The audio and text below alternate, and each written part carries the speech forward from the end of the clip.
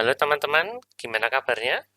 Ya, sudah selesai liburan Lebaran yang cukup panjang ya. Semoga pada refresh semua nih ya, sudah pada segar untuk bisa kembali mempelajari berbagai ilmu dari game engineering, terutama pembuatan game 3D.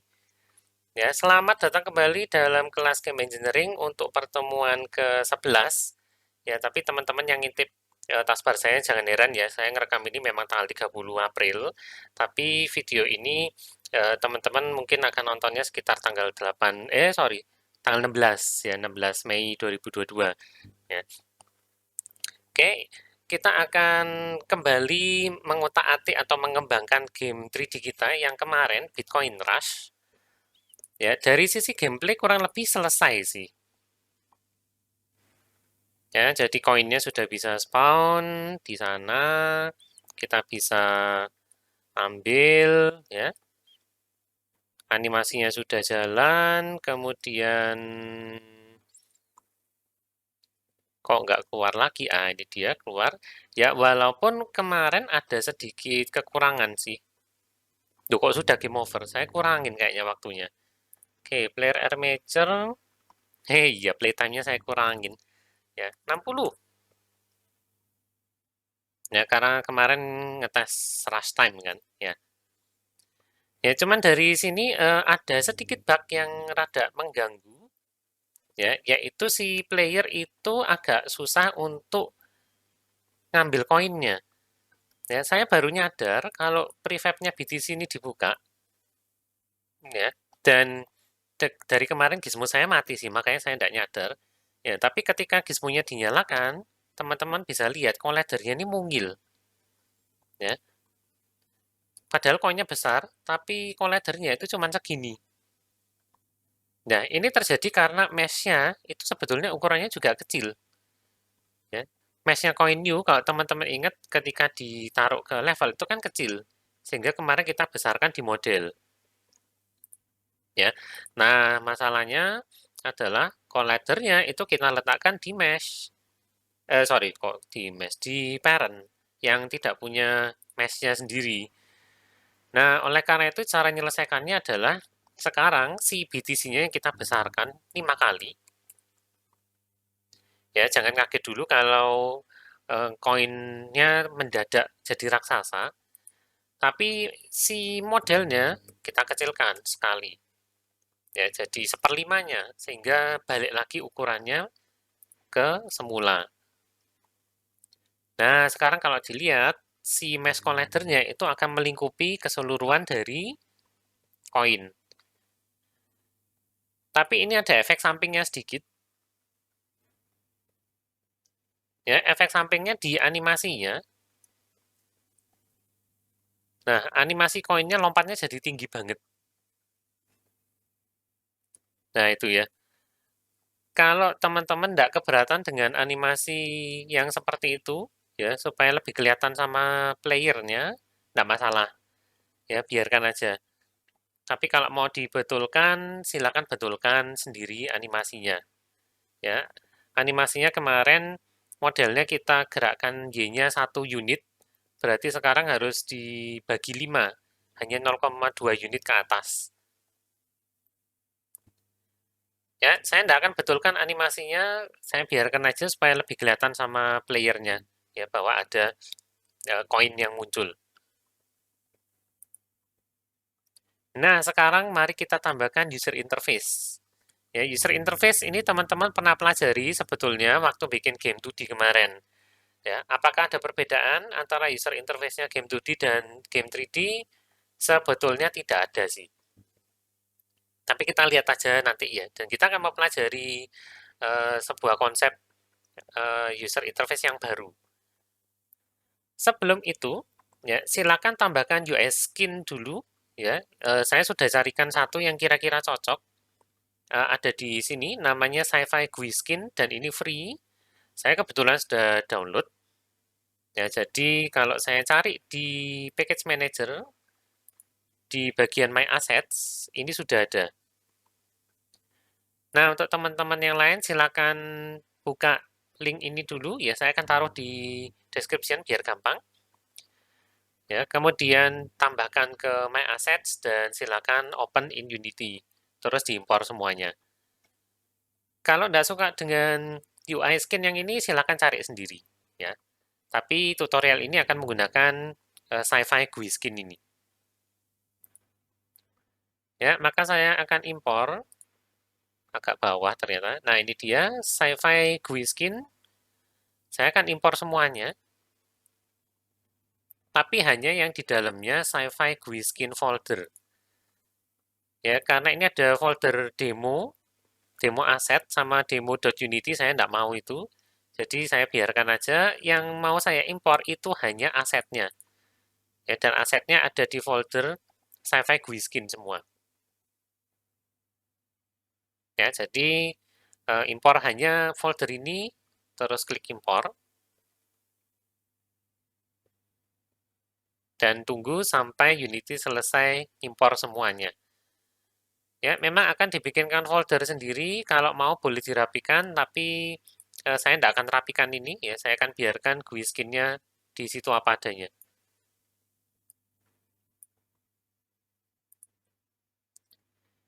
Nah, topiknya akan saya bagi jadi 3. Jadi pertama-tama kita akan review dulu untuk user interface, ya. Konsepnya sebetulnya sama persis dengan game 2D, tapi tidak masalah, kita review dulu. Ya, kalau ada yang tertarik untuk mempelajari ulang konsepnya user interface, saya akan taruh linknya ke playlist untuk user interface di game 2D. Ya, semuanya itu nanti bisa kalian bawa ke game 3D. Ya, dan kemudian kita akan nyoba satu topik yang dulu nggak sempat dibahas, ya, mengenai progress bar, cara bikinnya gimana. Dan yang ketiga ada satu konsep baru, yaitu whole space canvas. Nah, maka dari itu untuk pertemuan kali ini saya bagi 3 video aja ya. Pertama kita review dulu, terus nanti mencoba bikin progress bar, dan terakhir kita coba membuat whole space canvas. Oke, nggak berlama-lama lagi ya, kita coba review dulu terkait user interface. Ya, ingat user interface itu digambar dalam sebuah objek namanya canvas, dan tiap kali kita menambahkan sebuah canvas, maka sebuah game object namanya event system akan otomatis ditambahkan. Dia fungsinya untuk menangani semua event-event user interface ya di background. Nah, khusus untuk third person core ini sebetulnya sudah ada. Ya, jadi kalau saya buka kembali nested parent armature unpack, dia sudah punya UI event system sendiri. Ya, jadi kita akan gunakan ini UI event system yang sudah disediakan sama third person core. Nah, di sini ya itu sebabnya kemarin waktu kita unpack ya dan menghapus beberapa yang tidak diperlukan, saya minta teman-teman tidak hapus yang UI event system. Sekarang kita pakai. Oke, dan kemudian semoga masih ingat tentang konsepnya anchor sama pivot ya. Kalau lupa nanti review kembali di video yang sudah saya kasih playlistnya di description. Nah, terkait canvas scaler, sekali lagi dibiasakan ya untuk bisa membuat sebuah UI yang responsif yang sesuai dengan ukuran layar sebanyak mungkin pemain. Ya, gantilah UI scale mode-nya menjadi scale with screen size. Ya, dan untuk third person core itu defaultnya reference resolusinya 1600 kali 900 ya alias 16:9. Oke, mari kita tambahkan saja sebuah kanvas dulu. Ya, sebuah kanvas. Nah, Unity tidak akan tambahkan event system karena dia sudah tahu, oh sudah ada event system. Ya, kemudian di UI scale mode, gantilah menjadi scale with screen size. Lalu resolusi patokannya perbesar jadi 1600 kali 900. Setting lain, abaikan. Oke, sekarang untuk user interface-nya apa yang perlu kita tambahkan? Ya, kita coba tambahkan teks untuk skor sama waktu yang tersisa. Ya, pertama-tama pakai skornya dulu yang kita buat. Oke, di dalamnya kanvas saya akan tambahkan sebuah panel, tapi tidak sepenuh ini. Ya, saya ganti nama score panel. Kemudian ada baiknya kita kerja dengan mode 2 dimensi. Ya, jadi aktifkan mode ini, klik supaya game kita sementara balik jadi 2 dimensi. Karena dasarnya user interface itu kan 2 dimensi. Nah, sekarang mari kita bekerja. Anchor-nya pindahkan ke kanan atas. Ya, jangan stretch supaya tidak memenuhi satu layar. Kemudian aktifkan kembali rect tool. Ya, kita sudah lama tidak menggunakan tool ini ketika bekerja di dunia 3 dimensi. Nah, untuk rect tool-nya silakan diaktifkan, kemudian coba diatur sendiri kira-kira seberapa ukurannya. Ya, mungkin segini. Saya akan bulatkan ini jadi 500 kali 150.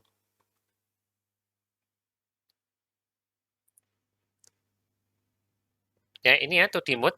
Kalau kerja dengan user interface, ada baiknya diaktifkan. Nah, sekarang kita kepingin mengganti gambarnya si skor panel ini.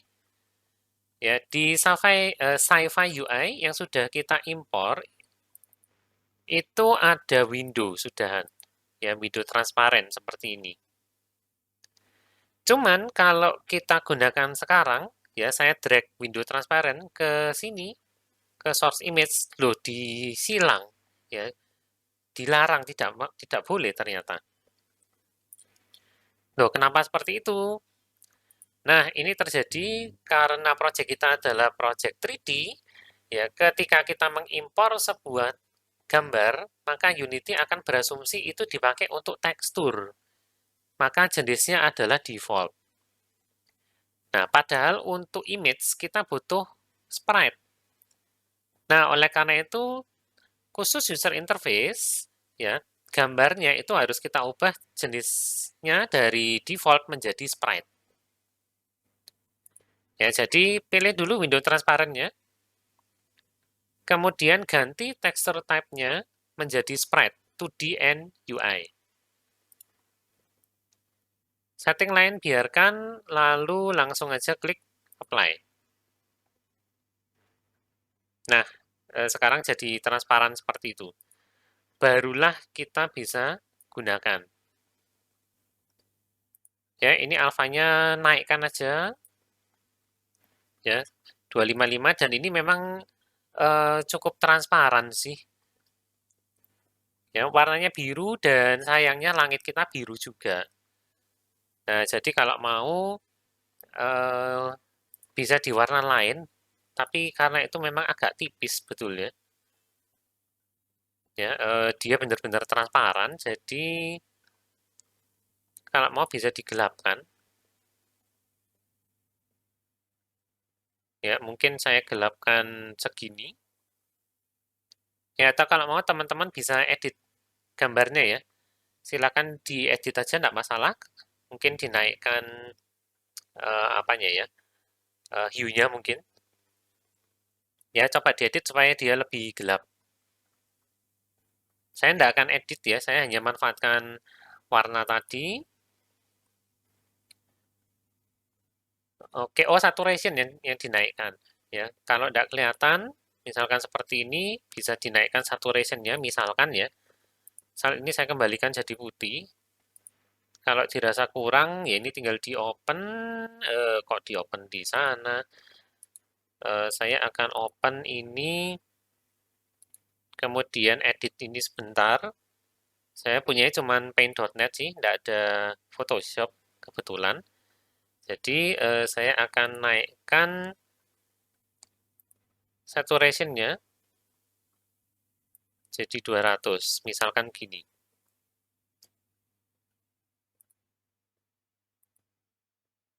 Nah, lebih kelihatan. Ya, jadi kalau diperlukan silakan diedit aja gambarnya ya. Nah, permasalahan berikutnya adalah teman-teman mungkin lihat ini panel saya jadi ke stretch. Ya, seperti biasa kalau mau tidak di stretch, maka kita harus lakukan yang namanya 9 slice. Permasalahan berikutnya adalah kalau kita klik spread editor, dibilang no spread editor window register. Nah, kalau terjadi seperti itu, artinya kita perlu install sebuah package. Ya, turutin aja ini. Dia minta please download to the spread package from package manager. Ya, turutin aja. Buka lagi package manager-nya. Kemudian ganti ini ke Unity Registry. Lalu installlah to the spread. Ya, keterangannya sini, use Unity Spread Editor Window. Oke, install. Ya, nggak perlu download sih, karena by default 2D Spread ini sudah ada kok. Ya, di Game 2D dia otomatis sudah aktif. Jadi sebetulnya sudah include sama Unity Editor. Kita tinggal perlu install aja. Oke, ditunggu dulu sampai impornya selesai. Kalau sudah, kita baru bisa menggunakan Sprite Editor.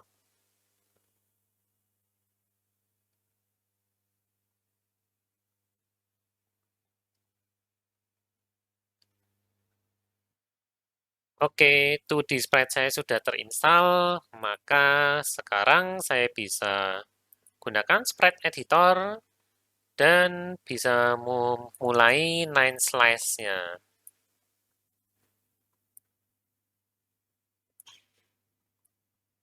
Oke, saya atur 9 slice-nya seperti ini. Kemudian apply. Lalu saya aplikasikan ulang ke sini. Ya, sekarang ini harusnya slice. Cuman begitu saya ganti slice, kok jadi mengkerat begini ya si panelnya. Nah, ini ada caranya untuk betulkan. Ya, di bawahnya itu ada setting pixels per unit multiplier. Ya, ini tinggikan aja. Ya, tinggikan terus terus sampai dirasa puas. Ya, saya pakai angka 5 aja multipliernya. Ini sudah kelihatan cukup bagus.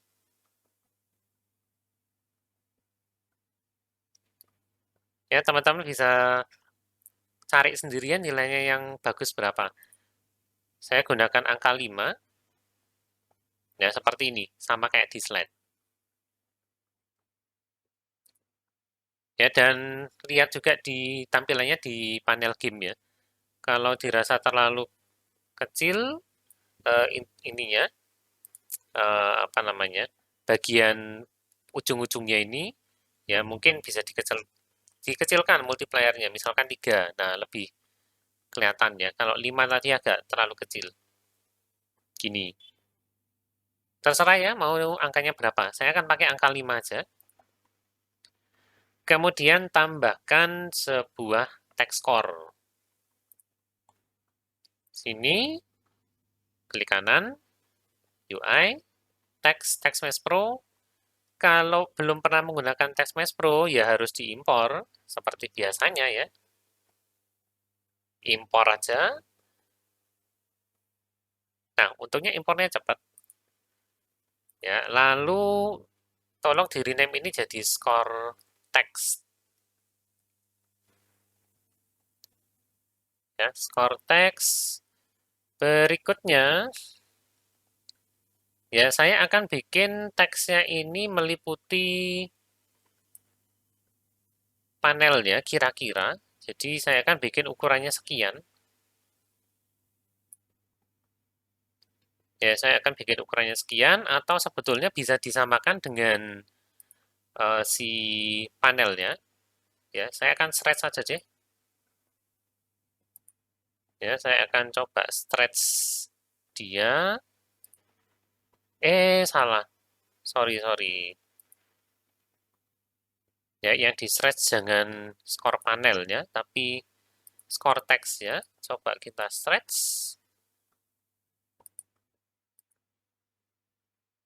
Nah, ukurannya bisa dipenuhkan. Ya, atau kalau mau bisa dibiarkan juga sih. Ya, bisa dibiarkan.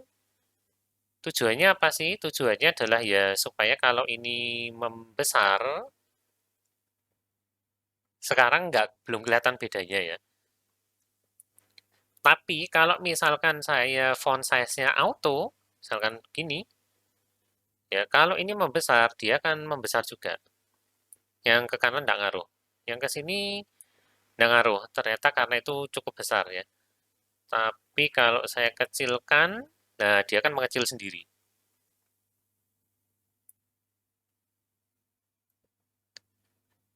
Ya, saya rasa cukup di sini ya dengan auto size yang segitu. Kemudian coba diganti teksnya 0.00000 spasi BTC. Oh, ngepres. Ya, tapi cukup Mas Ian. Ya, kita akan sengaja kasih 5 angka di belakang koma ya. BTC itu kan nilainya kecil-kecil sebetulnya. Ya, bikin segini. Nah, berikutnya kalau mau, ya teman-teman bisa ganti font. Di package-nya Sci-Fi UI ini sebetulnya ada font yang dikasih gratis di bonus bukan di bonus aset, di skin assets. Ya, di skin assets ini ada font. Nah, ada font namanya Secton Free. Kita akan coba manfaatkan ini ya, manfaatkan Secton Free-nya ini untuk mengganti fontnya si Scortex. Nah, caranya mengganti font, teman-teman bisa lihat di setting sini, dia ternyata minta sebuah font asset. Ya, sementara itu ini yang kita miliki ini baru file fontnya aja. Nah, maka kita harus membuatkan font assetnya dulu. Caranya gimana? Pergilah ke menu window, kemudian pilih Text Mesh Pro, dan pilih menu pertama yaitu Font Asset Creator. Ya, berikutnya di font settings, ya source font filenya pastikan fontnya teman-teman yang mau dibikinkan font assetnya. Kebetulan otomatis dipilih nih. Ya, terus klik aja Generate Font Atlas. Ya, sampai selesai. Lalu langsung aja klik Save. Ya, nanti Unity akan minta nge-save dulu. Biarkan aja di dalamnya font sini. Ya, di folder yang sama dengan file fontnya itu. Jadi ini langsung aja klik simpan. Nah, barulah kemudian kita bisa gunakan font asset ini untuk mengganti fontnya dari score text kita. Nah, jadi yang begini. Ya, cocok ya kayaknya. Dan ini saya akan bikin dia rata kanan ya. Alignment-nya dibikin right aja. Karena angkanya ini, ya, atau fontnya ini bukan monospace masalahnya. Jadi kalau angka 1, ya teman-teman bisa lihat dia lebih ramping daripada 2, 3, atau yang lain. Ya, kalau nggak diratakan kanan, tulisan BTC-nya itu nanti akan geser-geser terus, ya, nggak enak dilihat. Jadi BTC-nya kita fixkan aja di sebelah kanan. Oke, ganti font sudah. Sekarang waktunya ngebind ya, melakukan binding antara user interface kita dengan score-nya. Maka siapakah yang bertanggung jawab mengatur skor? Ya, kemarin harusnya si GameState. Maka silakan dibuka skripnya GameState. Ya, saya akan pindah dulu ke sini sambil nunggu Visual Studio saya terbuka. Ya, gampang sekali ternyata ya untuk melakukan binding terhadap nilainya skor sama user interface-nya. Pertama-tama kita harus dapat referensi ke user interface-nya dengan membuat ini ya public TMP text score text. Kemudian di dalamnya setternya skor ditambahin ini ya. If skornya tidak sama dengan 0, maka score text-nya adalah kita pakai string interpolation ya. Score ditampilkan 5 angka belakang koma, terus belakangnya BTC. Gampang ya? Kalau teman-teman ingat, konsep ini tidak ada bedanya dengan konsepnya user interface di game 2D. Jadi sebetulnya user interface sama aja untuk game 2D maupun game 3D. Oke, saya akan... Oh, masih not responding ternyata.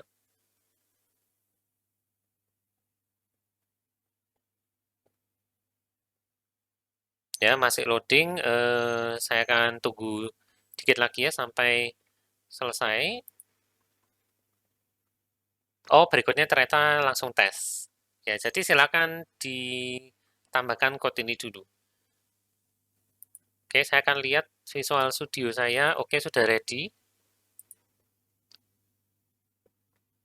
Di game state yang terbuka kenapa koin?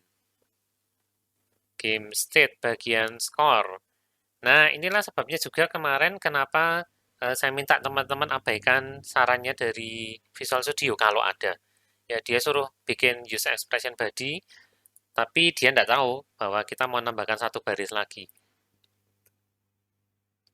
Ya, bawahnya tambahkan referensi ke TMP text, score text. Ya, lalu di sini dicek dulu aja kalau skor teksnya tidak nul, ya, maka baru diatur skor text text sama dengan gunakan string interpolation jadi dolar duluan, ya, kemudian baru kurung kurawal skor tapi yang S-nya huruf kecil aja, diikuti dengan titik 2 F, ya, untuk menandakan dia fix point, terus berapa angka belakang koma? 5. Baru belakangnya dikasih BTC. Ya, bindingnya selesai. Silakan di-save untuk script game state-nya. Lalu balik lagi ke Unity. Jangan buru-buru dijalankan ya, karena kita harus mengatur terlebih dahulu untuk si ini ya, score text none ini masih none, harus diganti dengan score text. Itu ya. Oke, dan saya baru ingat satu hal, sebaiknya kita benar-benar reset aja si skornya ini menjadi 0. Ya, jadi saya akan eksplisit reset dia jadi 0 di sini. Mau dikasih F ya boleh.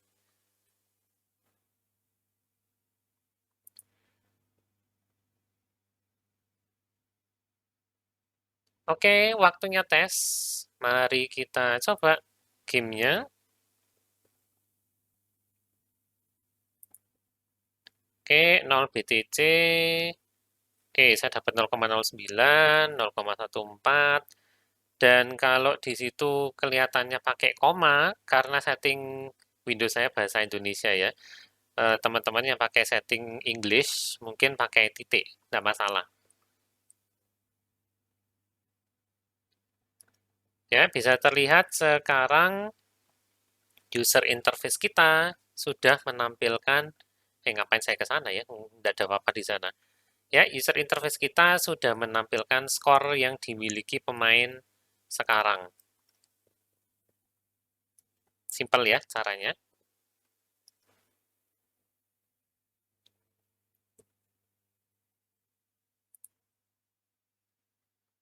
Oke, jadi user interface kita untuk skor sudah jadi. Ya, untuk latihan sekarang tampilkan juga untuk waktunya, ya, countdown timernya. Tampilannya seperti ini aja, 00.00 ya, sampai ratusan milisecond. Ya, silakan dicoba sendiri dulu. Saya juga akan langsung ngerjakan ini ya supaya tidak terlalu membuang banyak waktu. Ya, kalau teman-teman mau bikin sendiri, silakan pause dulu videonya. Ya, nanti kalau sudah selesai boleh dicocokkan dengan punya saya. Oke? Nah, saya akan bikin Cara paling gampang karena saya sudah punya sebuah panel di sini, ini saya duplicate aja. Duplicate untuk menjadikan dia sebagai time panel. Dan ini saya rename jadi time text. Ya, tapi posisinya sekarang pindah ke pojok kanan.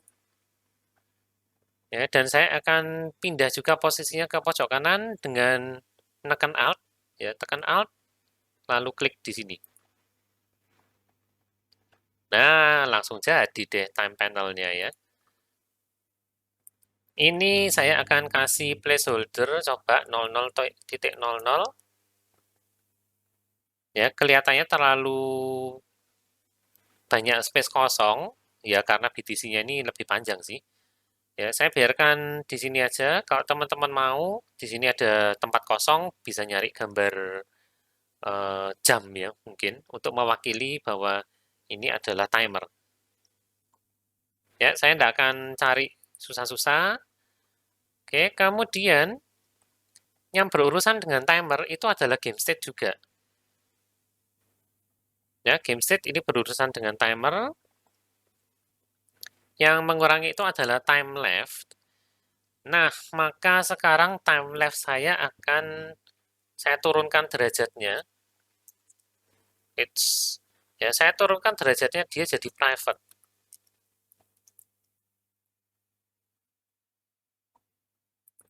Ya, saya turunkan derajatnya jadi private dan karena dia private maka saya harus ganti namanya. Jadi yang T-nya kecil. Oke, yang di bawah sudah berubah semua. Dan saya lakukan hal yang mirip dengan score. Jadi saya bikinkan sebuah property time left yang get-nya ya biarkan time left sendiri. Set-nya tapi mirip dengan score ya. Time left sama dengan value. Terus saya butuh sebuah public tmp text time text dan item di sini if time text tidak sama dengan null maka time text dot text-nya saya isi dengan string literal lagi dollar petik langsung kurung kurawal time left titik 2. Nah, ini tidak ada format khusus. Kalau saya pakai F, angka 0 yang di depannya hilang. Ya, tapi kalau tidak mau pakai angka 0 di depan, silakan pakai F2 langsung. Karena saya mau munculkan angkanya, maka saya akan format dengan 00.00.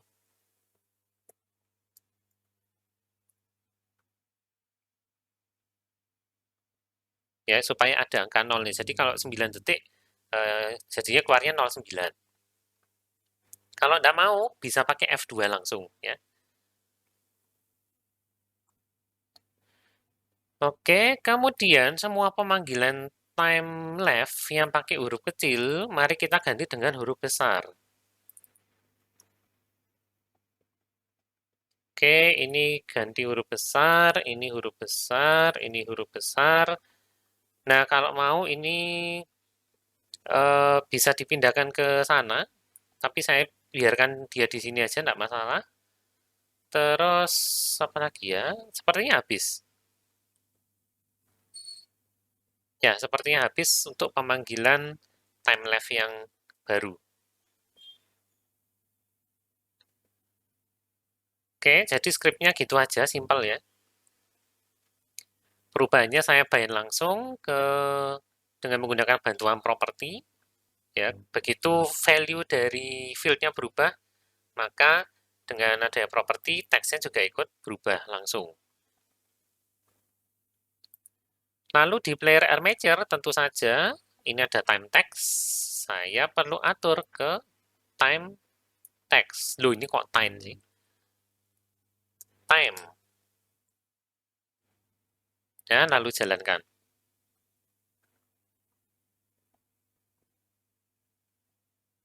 Nah, seperti itu jadinya. Ya, sayangnya karena font ini width-nya tidak sama, ya jadinya kelihatan seperti itu. Ya, komanya geser-geser. Ya, jadi kalau teman-teman mau, mungkin bisa cari font lain yang width-nya sama untuk setiap angkanya ya.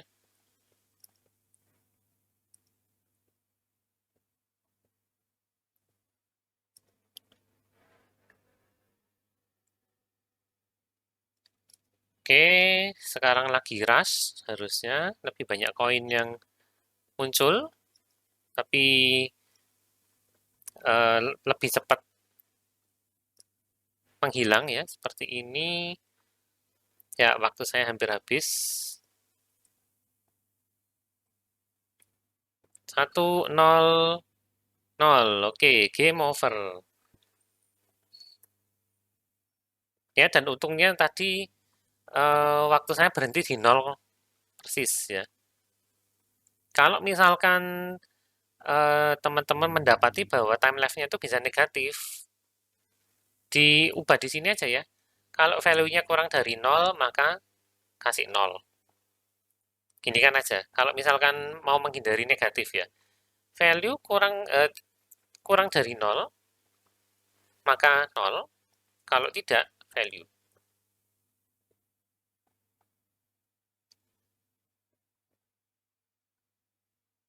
Ya, itu menghindari time lapse-nya negatif.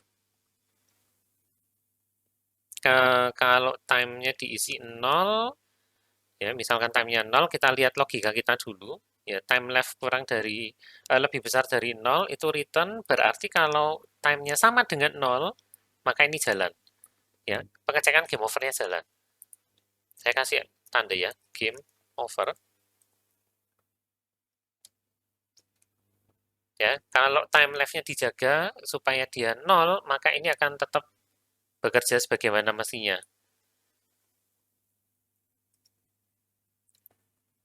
Oke, itu tadi untuk panel countdown, ya, timer. Ternyata mudah ya. Nah, itu dulu untuk user interface. Jadi kita sudah mereview caranya membuat user interface. Eh, Masih ada satu yang belum sih ya, penekanan tombol. Untuk penekanan tombol konsepnya juga sama persis seperti game 2D. Jadi saya akan serahkan ke teman-teman untuk berlatih sendiri. Ya, kalau lupa bisa lihat video yang dulu. Nah, pada video berikutnya kita akan coba kali ini ya visualnya supaya lebih menarik dengan menambahkan sebuah progress bar. Progress bar ini pernah disinggung sebentar ya, tapi kita belum pernah nyoba.